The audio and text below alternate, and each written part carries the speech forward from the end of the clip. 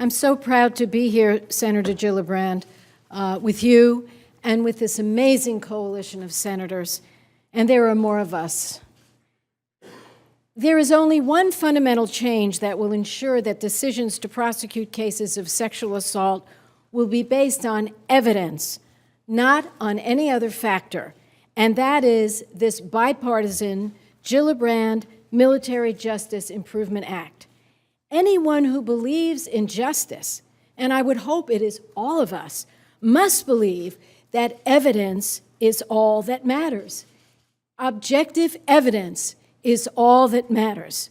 Shocking comments from Joanne Rooney, the nominee to be Undersecretary of the Navy, clearly show why we must pass this bipartisan bill.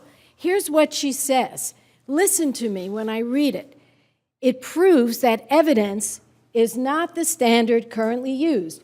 Listen to what she says. Quote, a judge advocate outside the chain of command, and that's what we call for, a judge advocate outside the chain of command will be looking at a case through a different lens than a military commander.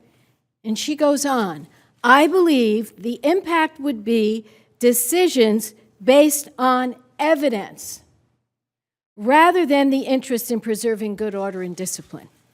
You know, every once in a while, someone without trying to says something that's absolutely true.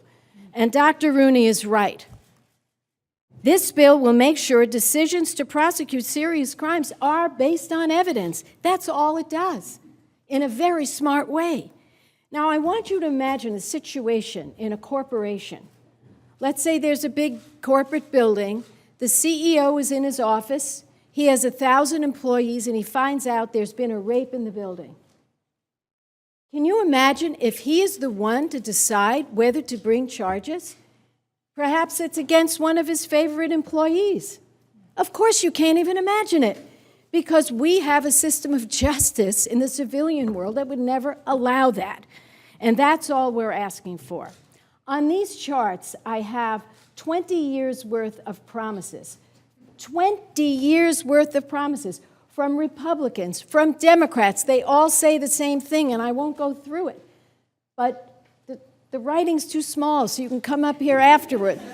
But all of them say, I will enforce a strict policy, zero tolerance. It goes on and on. For more than 20 years now, I was in the House during the tailhook scandal way back 20 years ago. And I remember all of those promises. And honestly, I thought this would never happen again. I really thought the military would live up to his promises.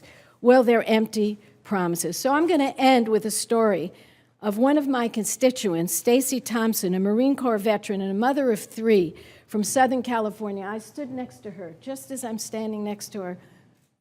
Brave survivor. Stacy was drugged, brutally raped by a male sergeant in 1999 while stationed in Okinawa, Japan. She bravely reported the rape to her superiors, but her allegations were swept under the rug. While her attacker was allowed to leave the Marine Corps without ever facing a court-martial, Stacy became the target of a drug investigation. From the night she was raped, she also was drugged, so they turned against her, and she was forced out of the Marine Corps with an other than honorable discharge. We owe it to survivors like Stacy to end this cycle of broken promises. We owe it to Stacy and others to fix our broken system. And I thank the senator from New York for her work, and we will fight hard to get this done. Thank you, Barbara. Well, I fully agree. I'm shocked by what she said, and given the chance to retract it, she did not. So who wants to put someone in a position of power who thinks it's just fine to ignore the evidence in a sexual assault case? It really, it sickened me. And it really, in many ways, is the best way we can prove to America and to our colleagues that Kirsten Gillibrand is so right on this. We have to change the system.